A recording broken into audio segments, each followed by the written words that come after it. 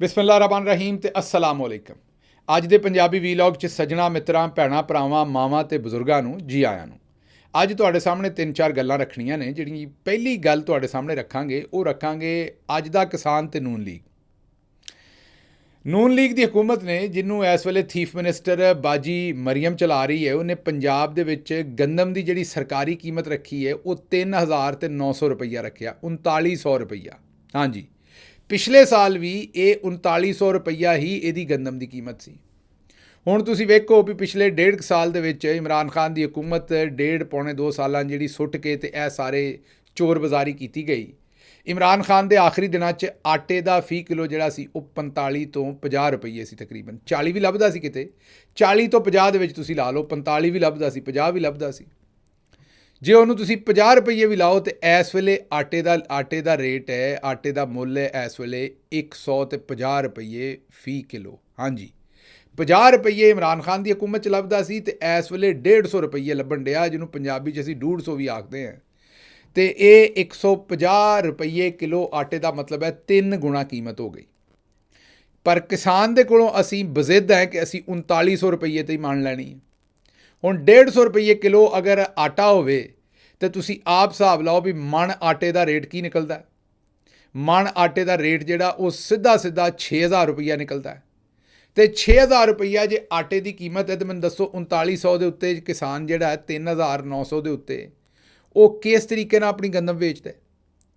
ਫਿਰ ਦੂਸਰੇ ਪਾਸੇ ਸੋਚੋ ਵੀ ਕਿਸਾਨ ਉਸ ਗੰਦਮ ਨੂੰ ਉਗਾਉਣ ਵਾਸਤੇ ਸਭ ਤੋਂ ਪਹਿਲਾਂ ਉਸ ਫਸਲ ਨੂੰ ਉਸ ਪੈਲੀ ਨੂੰ ਪਾਣੀ ਦਿੰਦਾ ਹੈ, ਫਿਰ ਉਹਦੇ 'ਚ ਹਲ ਵਾਹੁੰਦਾ ਹੈ, ਉਹਨੂੰ ਵੱਤਰ ਕਰਦਾ ਹੈ, ਵੱਤਰ ਕਰਨ ਤੋਂ ਬਾਅਦ ਉਹ ਬੀਜਦਾ ਉੱਥੇ ਕਣਕ, ਫਿਰ ਉੱਤੇ ਸੁਹਾਗਾ ਦਿੰਦਾ ਹੈ।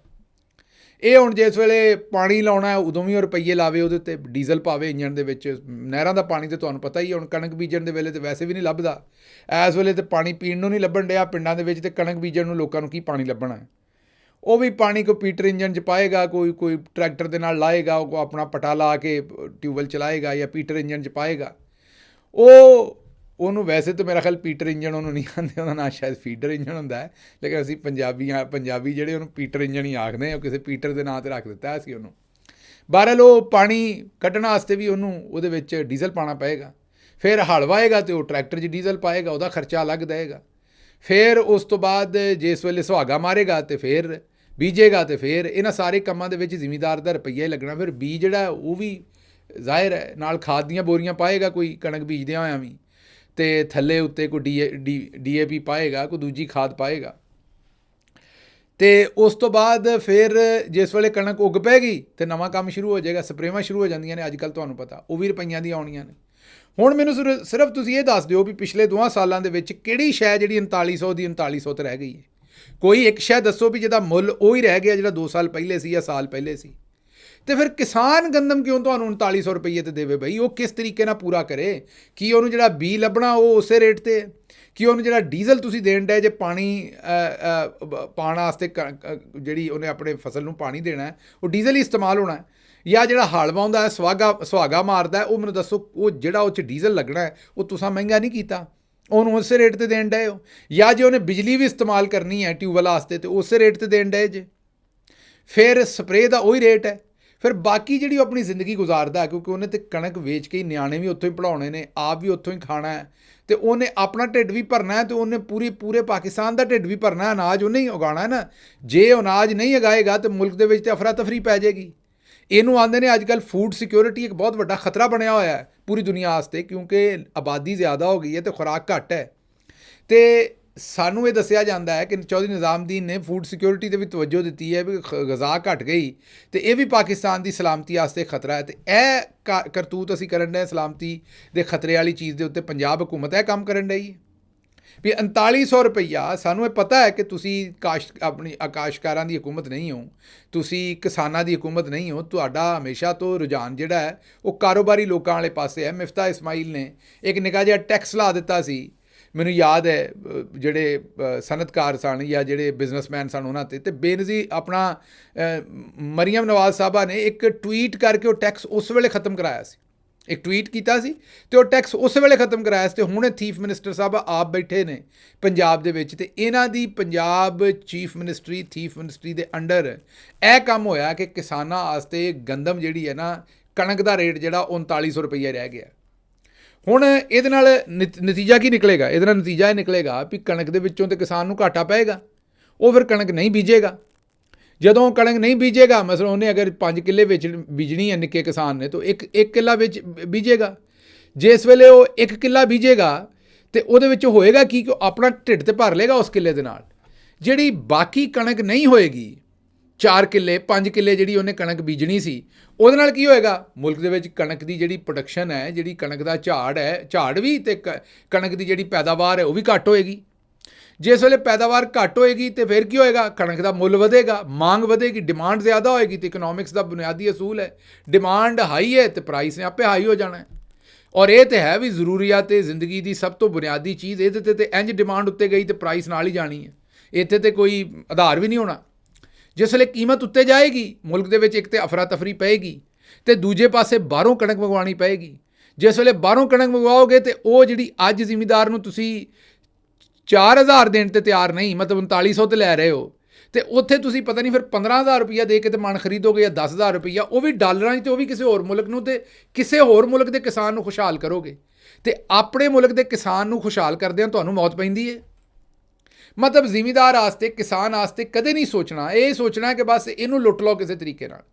ਜਿਉਂ ਪਾਕਿਸਤਾਨ ਬਣਿਆ, ਜ਼ਿਮੀਂਦਾਰ ਨੂੰ ਲੁੱਟਣ ਦੇ ਉੱਤੇ ਕੋਈ ਨਾ ਕੋਈ ਤਵੱਜੋ ਇਹਨਾਂ ਦਿੱਤੀ ਰੱਖੀ ਹੈ ਤੇ ਕਦੀ ਕੋਈ ਕੰਮ ਨਹੀਂ ਛੱਡਿਆ, ਕੋਈ ਵੇਲਾ ਨਹੀਂ ਛੱਡਿਆ ਜਦੋਂ ਜ਼ਿਮੀਂਦਾਰ ਨੂੰ ਨਾ ਲੁੱਟੋ। ਵਾਹਿਦ ਹਕੂਮਤ ਇਮਰਾਨ ਖਾਨ ਦੀ ਆਈ ਸੀ ਜਦੋਂ ਉਹਨੇ ਫਸਲਾਂ ਦਾ ਪੂਰਾ ਮੁੱਲ ਜ਼ਿਮੀਂਦਾਰ ਨੂੰ ਦਵਾਇਆ ਤੇ ਇਹ ਜਿਹੜੀ ਸ਼ੂਗਰ ਮਾਫੀਆ ਪਹਿਲੀ ਵਾਰੀ ਟਾਈਮ ਤੇ ਮਿੱਲਾਂ ਚਲਵਾਈਆਂ ਤੇ ਪਹਿਲੀ ਵਾਰੀ ਇਹਨਾਂ ਦੇ ਸੰਘਾਂ ਦੇ ਵਿੱਚੋਂ, ਬਲਕਿ ਮੈਂ ਕਹਾਂਗਾ ਵੀ ਇਹਨਾਂ ਦੇ ਸੰਘ ਤੇ ਗੂਠਾ ਰੱਖ ਕੇ ਇਹਨਾਂ ਦੇ ਕੋਲੋਂ ਪੂਰੇ ਪੈਸੇ ਜਿਹੜੇ ਨੇ ਉਹ ਜ਼ਿਮੀਂਦਾਰਾਂ ਨੂੰ ਪਹਿਲੀ ਵਾਰੀ ਇਮਰਾਨ ਖਾਨ ਨੇ ਦਵਾਏ। ਅਗਰ ਮੈਂ ਝੂਠ ਮਾਰਦਾ ਤਾਂ ਥੱਲੇ ਕਮੈਂਟ 'ਚ ਦੱਸ ਦਿਓ, ਮੈਂ ਤੁਹਾਡੇ ਕਮੈਂਟ ਸ਼ੇਅਰ ਕਰ ਦਿਆਂਗਾ ਤੇ ਮਾਫੀ ਮੰਗ ਲਾਂਗਾ ਕਿ ਕੀ ਪਿਛਲੇ 30-40 ਵਰਿਆਂ ਦੇ ਵਿੱਚ ਕਦੇ ਇਸ ਤਰ੍ਹਾਂ ਹੋਇਆ ਜੋ ਇਮਰਾਨ ਖਾਨ ਨੇ ਕਰਕੇ ਦਿੱਤਾ ਸੀ? ਕਦੇ ਸ਼ੂਗਰ ਮਿੱਲਾਂ ਨੇ ਉਂਝ ਟਾਈਮ ਤੇ ਪੈਸੇ ਦਿੱਤੇ ਜਿਵੇਂ ਇਮਰਾਨ ਖਾਨ ਨੇ ਲੈ ਕੇ ਦਿੱਤੇ ਸਨ? ਕਦੇ ਸ਼ੂਗਰ ਮਿੱਲਾਂ ਨੇ ਉਸ ਤਰ੍ਹਾਂ ਪੂਰਾ ਤੋਲਿਆ ਸੀ ਜਿਵੇਂ ਇਮਰਾਨ ਖਾਨ ਨੇ ਪੂਰਾ ਤੁਹਾਡਾ ਗੰਨਾ ਤੁਲਵਾਇਆ ਸੀ? ਕਦੇ ਸ਼ੂਗਰ ਮਿੱਲਾਂ ਉਂਝ ਟਾਈਮ ਤੇ ਚੱਲੀਆਂ ਸਨ ਜਿੱਦਾਂ ਇਮਰਾਨ ਖਾਨ ਦੇ ਜ਼ਮਾਨੇ ਤੇ ਚੱਲੀਆਂ ਸਨ? ਤੇ ਇਹ ਕੰਮ ਇਮਰਾਨ ਖਾਨ ਨੇ ਜ਼ਿਮੀਂਦਾਰਾਂ ਵਾਸਤੇ ਕੀਤੇ ਤੇ ਉਸ ਦੀ ਵਜ੍ਹਾ ਤੋਂ 4.4 ਦੇ ਤਨਾਸਬ ਨਾਲ ਜਿਹੜੀ ਸਾਡੀ ਜ਼ਰਾਤ ਹੈ ਉਹਦੇ 'ਚ ਤਰੱਕੀ ਹੋਈ। ਸਾਡੀ ਜ਼ਰਾਤ ਫਲ ਫੁੱਲ ਰਹੀ ਸੀ, ਜ਼ਿਮੀਂਦਾਰ ਸੌਖਾ ਹੋਇਆ, ਬੜੀ ਮੁੱਦਤ ਤੋਂ ਬਾਅਦ ਜ਼ਿਮੀਂਦਾਰ ਸੌਖਾ ਹੋਇਆ। ਸਾਰਿਆਂ ਨੂੰ ਪਤਾ ਜੇ ਮੈਂ ਝੂਠ ਬੋਲਦਾ ਥੱਲੇ ਲਿਖ ਦੇਣਾ। ਮੇਰਾ ਤੁਹਾਡੇ ਨਾਲ ਵਾਅਦਾ ਹੈ, ਮੈਂ ਵੀਡੀਓ ਜਾਰੀ ਕਰ ਦਿਆਂਗਾ ਥੱਲੇ ਕਮੈਂਟਸ ਦੀ, ਮੰਨ ਜਾਗਾ ਵੀ ਜਨਾਬ ਤੁਸੀਂ ਗਲਤ, ਤੁਸੀਂ ਮੈਨੂੰ ਦੱਸ ਰਹੇ ਹੋ, ਔਰ ਲੇਕਿਨ ਨਾਲ ਸਬੂਤ ਦੇਣਾ ਹੈ ਤੁਸੀਂ ਕਿਹਾ ਮੈਂ ਝੂਠ ਕੀ ਬੋਲ ਰਿਹਾ ਇਹਦੇ 'ਚ। ਇਸ ਵਾਸਤੇ ਸਾਨੂੰ ਪਤਾ ਹੈ ਕਿ ਨੂਨ ਲੀਗ ਜਿਹੜੀ ਹੈ ਇਹ ਕਦੇ ਵੀ ਕਾਸ਼ਤਕਾਰਾਂ ਦੀ, ਕਿਸਾਨਾਂ ਦੀ ਹਕੂਮਤ ਨਹੀਂ, ਹਮੇਸ਼ਾ ਉਹਨਾਂ ਨੂੰ ਮਾਰਦੀ ਹੈ ਔਰ ਹਮੇਸ਼ਾ ਇਹ ਤਾਜਰ ਵਾਲੇ ਪਾਸੇ ਨੂੰ ਮੁੜਦੀ ਹੈ। ਪਰ ਮੈਨੂੰ ਇਹ ਦੱਸੋ ਵੀ ਤਾਜਰ ਵੀ ਭੁੱਖਾ ਮਰ ਜਾਏਗਾ ਜੇ ਜ਼ਿਮੀਂਦਾਰ ਮਰ ਗਿਆ?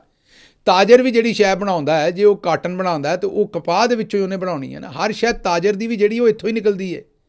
ਇਹ ਫਸਲ ਦਾ ਆਪਣਾ ਜ਼ਮੀਨ ਦਾ ਸੀਨਾ ਚੀਰ ਕੇ ਜਿਹੜੀ ਫਸਲ ਉਗਾਉਂਦਾ ਹੈ, ਆਪਣਾ ਢਿੱਡ ਵੀ ਭਰਦਾ ਹੈ ਤੇ ਤੁਹਾਡੇ ਸਾਰਿਆਂ ਦਾ ਵੀ ਢਿੱਡ ਭਰਦਾ, ਉਹ ਜ਼ਿਮੀਂਦਾਰ ਹੀ ਹੈ, ਕਿਸਾਨ ਹੀ ਹੈ, ਕਿਉਂਕਿ ਜ਼ਮੀਨ ਉਹਦੀ ਮਾਂ ਹੈ। ਉਹਦੇ ਵਿੱਚ ਉਹ ਮਿੱਟੀ ਹੋ ਕੇ ਗਰਮੀ, ਪਸੀਨਾ, ਕੀੜੇ ਮਕੌੜੇ, ਸੱਪ, ਠੂਏ, ਪਾਣੀ, ਹਰ ਸ਼ੈ ਦਾ ਉਹ ਕਿਸੇ ਸ਼ੈ ਦਾ ਖਿਆਲ ਨਹੀਂ ਕਰਦਾ ਤੇ ਉਹ ਆਪਣੀ ਜ਼ਮੀਨ ਦਾ ਸੀਨਾ ਚੀਰ ਕੇ ਉਹਦੇ ਵਿੱਚੋਂ ਸਾਡੇ ਵਾਸਤੇ ਅਨਾਜ ਉਗਾਉਂਦਾ ਹੈ। ਤੇ ਅਸੀਂ ਉਹਨੂੰ ਕੀ ਦੇਣ ਡਏ? 3900 ਰੁਪਈਏ 'ਚ ਦੇ। ਜੇ ਇਸ ਵੇਲੇ ਮਾਰਕੀਟ 'ਚ ਆਟਾ ਜਿਹੜਾ ਉਹ 50 ਰੁਪਈਆਂ ਤੋਂ 150 ਰੁਪਈਏ ਤੇ ਹੋ ਗਿਆ, ਉਹਦਾ ਕੀ ਕਸੂਰ ਹੈ? ਉਹ ਨਹੀਂ ਆਉਂਦਾ ਵੀ ਆਟਾ 150, ਜਾਂ ਤਾਂ ਆਟਾ ਵੀ 50 ਤੇ ਰੱਖੋ ਨਾ। ਮਤਲਬ ਆਮ ਆਵਾਮ ਤੇ 3 ਗੁਣਾ ਉਹਦਾ ਪੇ ਕਰੇ ਤੇ ਕਿਸਾਨ ਨੂੰ ਪੈਸੇ ਨਾ ਦਿਓ, ਵਿਚਲਾ ਜਿਹੜਾ ਦਰਮਿਆਨ ਦੇ ਵਿੱਚ ਸਾਹੂਕਾਰ ਹੈ ਉਹ ਮਾਲ ਬਣਾ ਜਾਏ ਸਾਰਾ, ਤੇ ਜ਼ਿਮੀਂਦਾਰ ਦਾ ਕੀ ਕਸੂਰ ਹੈ? ਇੱਕ ਤੇ ਇਹ ਗੱਲ। ਦੂਜੀ ਗੱਲ ਜਿਹੜੀ ਤੁਹਾਡੇ ਨਾਲ ਸ਼ੇਅਰ ਕਰਨੀ ਉਹ ਹੈ ਕਿ ਜਿੱਡੀ ਸਪੀਡ ਦੇ ਨਾਲ ਇੱਕ ਖਬਰ ਸਾਡੇ ਸਾਹਮਣੇ ਆਈ ਵੀ ਜਿੱਡੀ ਸਪੀਡ ਦੇ ਨਾਲ ਮੋਹਸਨ ਨਕਵੀ, ਇਹ ਕੋਈ ਪਤਾ ਨਹੀਂ ਇਹ ਬੰਦਾ ਕੌਣ ਹੈ, ਕਿੱਥੋਂ ਆਇਆ, ਕੌਣ ਇਹਨੂੰ ਲੈ ਕੇ ਆਇਆ ਹੈ, ਇਹ ਕਿਹੜਾ ਬੰਦਾ ਹੈ, ਮਤਲਬ ਇਹ ਕਿਹਦਾ ਬੰਦਾ ਹੈ? ਇਹ ਹੁਣ ਚੌਧਰੀ ਨਿਜ਼ਾਮਦੀਨ ਦਾ ਹੀ ਹੋਣਾ ਹੈ, ਕੋਈ ਖਾਸ ਬੰਦਾ, ਵਰਨਾ ਸਮਝ ਨਹੀਂ ਆਉਣ ਡਈ। ਉਹ ਕਿਸੇ ਨੇ ਆਖਿਆ ਵੀ ਜਿੱਡੀ ਸਪੀਡ ਨਾਲ ਇਹਨੂੰ ਅਹੁਦੇ ਦਿੱਤੇ ਜਾ ਰਹੇ ਨੇ, ਪਹਿਲਾਂ ਇਹਨੂੰ ਵਜ਼ੀਰ ਆਲਾ ਬਣਾਇਆ ਨਿਗਰਾਨ, ਉਸ ਤੋਂ ਬਾਅਦ PCB ਦਾ ਚੇਅਰਮੈਨ ਬਣਾ ਕੱਢਿਆ, ਫਿਰ ਹੁਣ ਸੈਨੇਟਰ ਬਣਾ ਕੱਢਿਆ, ਫਿਰ ਹੁਣ ਵਜ਼ੀਰੇ ਦਾਖਲਾ ਬਣਾ ਕੱਢਿਆ, ਹੁਣ ਗਾਂ ਆਉਂਦੇ ਨੇ ਸ਼ਾਇਦ ਇਹਨੂੰ ਵਜ਼ੀਰ ਆਜ਼ਮ ਵੀ ਬਣਾਉਣਾ ਥੋੜ੍ਹੇ ਚਿਰ ਬਾਅਦ। ਉਹ ਕਿਸੇ ਬੰਦੇ ਮੈਨੂੰ ਮੈਸੇਜ ਕੀਤਾ, ਉਹਨੇ ਕਿਹਾ ਵੀ ਜਿੱਡੀ ਸਪੀਡ ਦੇ ਨਾਲ ਚੌਧਰੀ ਨਿਜ਼ਾਮਦੀਨ ਇਹਨੂੰ ਅਹੁਦੇ ਵੰਡਣ ਡਿਆ ਨਾ, ਖਿਆਲ ਕਰੋ ਕਿਤੇ ਚੰਦ ਮਹੀਨਿਆਂ ਤੋਂ ਬਾਅਦ ਕਾਇਦੇ ਆਜ਼ਮ ਸਾਹਿਬ ਦੇ ਨਾਂ, ਕਾਇਦੇ ਆਜ਼ਮ ਰਹਿਮਤੁल्लाह ਅਲੈਹ ਦੀ ਜਗ੍ਹਾ 'ਤੇ ਨੋਟਾਂ ਦੇ ਤਸਵੀਰ ਵੀ ਮੋਹਸਨ ਨਕਵੀ ਦੀ ਨਾ ਛਪ ਜਾਏ। ਵੀ ਜਿੱਡੀ ਸਪੀਡ ਨਾਲ ਚੌਧਰੀ ਨਿਜ਼ਾਮਦੀਨ ਨੇ ਕੰਮ ਪਾਈ ਜਾ ਰਿਹਾ, ਪਾੜੇ ਮਿਲ ਹੀ ਜਾ ਰਿਹਾ ਹੈ। ਇਹ ਪੰਜਾਬੀ 'ਚ ਪਾੜਾ ਮੇਲਣਾ ਕਿਹਨੂੰ ਆਉਂਦੇ ਨੇ, ਇਹ ਕਿਸੇ ਪਿੰਡ ਦੇ ਬੰਦੇ ਨੂੰ ਪੁੱਛੋ ਤੁਹਾਨੂੰ ਦੱਸੇਗਾ। ਜਿਸ ਤਰੀਕੇ ਨਾਲ ਪਾੜੇ ਮਿਲੀ ਜਾ ਰਿਹਾ ਹੈ ਉਸ ਤਰੀਕੇ ਨਾਲ ਤਾਂ ਫਿਰ ਨੋਟਾਂ ਦੇ ਵੀ ਇਹਦੀ ਤਸਵੀਰ ਆਈ ਖੜੀ ਹੈ ਮੇਰਾ ਖਿਆਲ ਹੈ ਮੁਹਸਨ ਨਕਵੀ ਸਾਹਿਬ ਦੀ। ਅੱਛਾ ਜੀ, ਅਗਲੀ ਖਬਰ ਜਿਹੜੀ ਹੈ ਉਹ ਦੇਣੀ ਹੈ ਅਸੀਂ ਤੁਹਾਨੂੰ ਖਵਾਜਾ ਆਸਿਫ ਸਾਹਿਬ ਦੀ। ਉਹਨਾਂ ਨੇ ਨਵਾਂ ਬਿਆਨ ਛੱਡਿਆ। ਉਹਨਾਂ ਕਿਹਾ ਜੀ ਜੇ ਅਸੀਂ ਖੱਜਲ ਖਰਾਬ ਹੋ ਸਕਦੇ ਹਾਂ ਨਾ, ਖਵਾਜਾ ਆਸਿਫ ਸਾਹਿਬ ਨੇ ਕਿਹਾ ਹੈ ਕਿ ਜੇ ਅਸੀਂ ਖੱਜਲ ਖਰਾਬ ਜਨਾਬ ਹੋ ਸਕਦੇ ਹਾਂ ਨਾ ਹਰ ਥਾਂ ਥਾਂ ਤੇ ਜਨਰਲ ਬਾਜਵਾ ਤੇ ਜਨਰਲ ਫੈਜ਼ ਕਿਉਂ ਨਹੀਂ ਹੋ ਸਕਦੇ। ਉਹਨਾਂ ਨੂੰ ਵੀ ਅਸੈਂਬਲੀ 'ਚ ਲੈ ਕੇ ਆਉਣਾ ਹੈ। ਤੁਹਾਨੂੰ ਚੇਤੇ ਆ ਵੀ ਅੱਜ ਤੋਂ ਚੰਦ ਦਿਨ ਪਹਿਲਾਂ ਖਵਾਜਾ ਸਾਹਿਬ ਨੇ ਗੱਲ ਕੀਤੀ ਸੀ, ਅਸੀਂ ਤੁਹਾਨੂੰ ਇਹ ਖਬਰ ਦਿੱਤੀ ਸੀ। ਖਬਰ ਤੇ ਸਾਰਿਆਂ ਨੇ ਦਿੱਤੀ ਸੀ ਲੇਕਿਨ ਅਗਲੀ ਖਬਰ ਅਸੀਂ ਤੁਹਾਨੂੰ ਦਿੱਤੀ ਸੀ ਕਿਉਂਕਿ ਸਾਨੂੰ ਕਿਸੇ ਐਸੇ ਬੰਦੇ ਨੇ ਦੱਸਿਆ ਸੀ ਜਿਹਦੇ ਨਾਲ ਖਵਾਜਾ ਸਾਹਿਬ ਨੇ ਗੱਲ ਕੀਤੀ ਸੀ। ਉਹ ਬੰਦੇ ਨੇ ਸਾਨੂੰ ਦੱਸਿਆ ਸੀ ਕਿ ਜਨਰਲ ਬਾਜਵਾ ਨੇ ਖਵਾਜਾ ਸਾਹਿਬ ਨੂੰ ਫੋਨ ਕਰਕੇ ਤੇ ਗੰਦੀਆਂ ਗਾਲਾਂ ਕੱਢੀਆਂ ਸਨ। ਮਾਜ਼ਰਤ ਹੈ ਲੇਕਿਨ ਉਹਨਾਂ ਕੱਢੀਆਂ ਸਨ, ਹੁਣ ਮੈਂ ਕੀ ਕਰਾਂ। ਉਹਨਾਂ ਇਹਨਾਂ ਨੂੰ ਗੰਦੀਆਂ ਗਾਲਾਂ ਕੱਢੀਆਂ ਸਨ ਤੇ ਉਹਦੇ ਵਿੱਚ 2 ਗਾਲਾਂ ਅੰਗਰੇਜ਼ੀ ਦੀਆਂ ਕੱਢੀਆਂ ਸਨ ਤੇ ਬਾਕੀ ਪੰਜਾਬੀ ਦੀਆਂ ਕੱਢੀਆਂ ਸਨ। ਇਹ ਮੈਨੂੰ ਕਿਵੇਂ ਪਤਾ ਲੱਗਾ ਕਿ ਜਿਹੜੇ ਬੰਦੇ ਨਾਲ ਖਵਾਜਾ ਸਾਹਿਬ ਨੇ ਗੱਲ ਕੀਤੀ ਉਹ ਸਾਫੀ ਸੀ ਬੜਾ ਤਗੜਾ, ਉਹਨੇ ਮੇਰੇ ਨਾਲ ਗੱਲ ਕੀਤੀ। ਜਿਸ ਵੇਲੇ ਮੈਂ ਖਬਰ ਦਿੱਤੀ ਕਿ ਖਵਾਜਾ ਸਾਹਿਬ ਨੂੰ ਗੰਦੀਆਂ ਗਾਲਾਂ ਪਈਆਂ ਨੇ ਤੇ ਉਹ ਵੀ ਪੰਜਾਬੀ 'ਚ ਤੇ 2 ਅੰਗਰੇਜ਼ੀ ਦੀਆਂ, ਤੇ ਹੁਣ ਤੁਹਾਨੂੰ ਹਾਸਾ ਆਏਗਾ ਇਸ ਗੱਲ ਤੇ। ਖਵਾਜਾ ਸਾਹਿਬ ਨੇ ਉਸ ਬੰਦੇ ਨੂੰ ਫੋਨ ਕੀਤਾ ਕਿਉਂਕਿ ਖਵਾਜਾ ਸਾਹਿਬ ਨੇ ਉਹਨੂੰ ਹੀ ਦੱਸਿਆ ਹੋਣਾ, ਉਹਨਾਂ ਨੂੰ ਪਤਾ ਲੱਗ ਗਿਆ ਵੀ ਇਹਨੇ ਗਿੱਲ ਨੂੰ ਦੱਸਿਆ ਹੈ। ਉਹਨੇ ਕਿਹਾ ਯਾਰ ਤੂੰ ਬੜੀ ਜ਼ਿਆਦਤੀ ਕੀਤੀ ਹੈ, ਤੂੰ ਗਲਤ ਬਿਆਨੀ ਕੀਤੀ ਹੈ। ਉਹਨੇ ਕਿਹਾ ਮੈਂ ਕੀ ਗਲਤ ਬਿਆਨੀ ਕੀਤੀ ਹੈ, ਤੁਸੀਂ ਮਤਲਬ ਮੈਂ ਤੇ ਉਹਨੇ ਪਹਿਲਾਂ ਤਾਂ ਕਿਹਾ ਮੈਂ ਗਿੱਲ ਨਾਲ ਗੱਲ ਨਹੀਂ ਕੀਤੀ, ਲੇਕਿਨ ਖਵਾਜਾ ਸਾਹਿਬ ਬਜ਼ਿੱਦ ਰਹੇ ਨਹੀਂ ਤੂੰ ਹੀ ਕੀਤੀ ਔਰ ਤੂੰ ਗਲਤ ਬਿਆਨੀ ਕੀਤੀ। ਉਹਨੇ ਕਿਹਾ ਜੀ ਮੈਂ ਕੀ ਗਲਤ ਬਿਆਨੀ ਕੀਤੀ। ਉਹਨੇ ਕਿਹਾ ਮੇਰੀ ਔਰ ਬਾਜਵਾ ਸਾਹਿਬ ਅਸੀਂ ਇੱਕੋ ਇਲਾਕੇ ਦੇ, ਉਹ ਗੁਜਰਾਂਵਾਲੇ ਦੇ ਇਲਾਕੇ ਦੇ ਨੇ ਲਾਗੋਂ, ਸਿਆਲਕੋਟ ਗੁਜਰਾਂਵਾਲੇ ਦੇ ਦਰਮਿਆਨ ਦੇ, ਅਤੇ ਮੈਂ ਜਿਹੜਾ ਉਹ ਸਿਆਲਕੋਟ ਤੋਂ ਹੈ, ਸਾਡੀ ਇੱਕੋ ਮਾਂ ਬੋਲੀ ਇੱਕੋ ਜੀ ਸਾਡੀ ਪੰਜਾਬੀ ਹੈ, ਇੱਕੋ ਹੀ ਸਾਡਾ ਇਲਾਕਾ ਹੈ ਅਤੇ ਅਸੀਂ ਤਾਂ ਇੱਕ ਦੂਜੇ 'ਚ ਪੰਜਾਬੀ 'ਚ ਗੱਲ ਕਰਦੇ, ਗਾਲਾਂ ਨਹੀਂ ਕੱਢਦੇ, ਗੱਲ ਕਰਦੇ ਅਸੀਂ ਤਾਂ ਇੱਕ ਦੂਜੇ ਨਾਲ ਪੰਜਾਬੀ 'ਚ ਹੀ ਗੱਲ ਕਰਦੇ ਹਾਂ ਹਮੇਸ਼ਾ ਤੋਂ, ਅਤੇ ਉਹ ਮੈਨੂੰ ਅੰਗਰੇਜ਼ੀ 'ਚ ਕਿਉਂ ਗਾਲਾਂ ਕੱਢਣਗੇ। ਉਹ ਇੱਥੋਂ ਤੁਸੀਂ ਇਸ ਬੰਦੇ ਦੀ ਅਕਲ ਦਾ ਹਿਸਾਬ ਲਾ ਲਓ ਕਿ ਉਸ ਬੰਦੇ ਨੂੰ ਫੋਨ ਕਰਕੇ ਆਂਦਾ ਹੈ ਉਹਨੇ ਵੀ ਚੁੱਪ ਰਹਿ ਤੇ ਇਹਦੇ ਵਿੱਚ ਇੱਜ਼ਤ ਵੱਜ ਜਾਏਗੀ। ਉਹਨੇ ਇਹ ਨਹੀਂ ਆਖਿਆ ਵੀ ਮੈਨੂੰ ਗਾਲਾਂ ਨਹੀਂ ਕੱਢੀਆਂ, ਉਹਨੇ ਆਖਿਆ ਮੈਨੂੰ ਅੰਗਰੇਜ਼ੀ 'ਚ ਗਾਲਾਂ ਨਹੀਂ ਕੱਢੀਆਂ। ਮਤਲਬ ਇਹ ਤੋਂ ਸ਼ਾਇਰ ਇਹ ਸਾਬਤ ਕਰਦਾ ਹੈ ਕਿ ਇਹਦੇ ਵਿੱਚ ਉਹ ਪੰਜਾਬੀ 'ਚ ਹੀ ਗਾਲਾਂ ਪਈਆਂ ਨੇ। ਖਵਾਜਾ ਸਾਹਿਬ ਨੇ ਉਸ ਬੰਦੇ ਨਾਲ ਗਿਲਾ ਇਹ ਕੀਤਾ ਹੈ ਕਿ ਯਾਰ ਤੂੰ ਐਵੇਂ ਕਹਿ ਦਿੱਤਾ ਕਿ ਮੈਨੂੰ ਗਾਲਾਂ ਅੰਗਰੇਜ਼ੀ 'ਚ ਵੀ ਪਈਆਂ ਨੇ, ਅੰਗਰੇਜ਼ੀ 'ਚ ਨਹੀਂ, ਉਹ ਮੇਰੇ ਨਾਲ ਸਿਰਫ ਪੰਜਾਬੀ ਬੋਲਦੇ ਨੇ, ਮੈਨੂੰ ਸਿਰਫ ਪੰਜਾਬੀ 'ਚ ਗਾਲਾਂ ਕੱਢੀਆਂ ਨੇ। ਖਵਾਜਾ ਸਾਹਿਬ ਇਹ ਵੀ ਗੱਲ ਠੀਕ ਹੈ ਕਿ ਗਾਲ ਜਿਹੜੀ ਹੈ ਉਹ ਪੰਜਾਬੀ ਬੰਦਿਆਂ ਨੂੰ ਤਾਂ ਪੰਜਾਬੀ 'ਚ ਹੀ ਦੇਣ ਦਾ ਜਿਹੜਾ ਵੀ ਕੋਈ ਚਸਕਾ ਚੁਸਕਾ ਸਵਾਦ ਸੂਦ ਉਹਦੇ 'ਚ ਹੀ ਆਉਂਦਾ ਹੋਏਗਾ ਨਾ, ਜ਼ਾਹਿਰ ਹੈ। ਅੱਛਾ ਜੀ, ਖੈਰ ਮੁਖਤਸਰ ਗੱਲ ਇਹ ਕਿ ਜਿਹੜਾ ਹੁਣ ਇਹਨਾਂ ਦਾ ਨਵਾਂ ਬਿਆਨ ਹੈ ਨਾ ਕਿ ਜੇ ਅਸੀਂ ਖੱਜਲ ਹੋ ਸਕਦੇ ਤਾਂ ਦੋਵਾਂ ਨੂੰ ਫਿਰ ਖੱਜਲ ਕਰਨਾ, ਮੈਨੂੰ ਲੱਗਦਾ ਹੈ ਖਵਾਜਾ ਸਾਹਿਬ ਨੂੰ ਭੁੱਸ ਪੈ ਗਿਆ ਗਾਲਾਂ ਖਾਣ ਦਾ।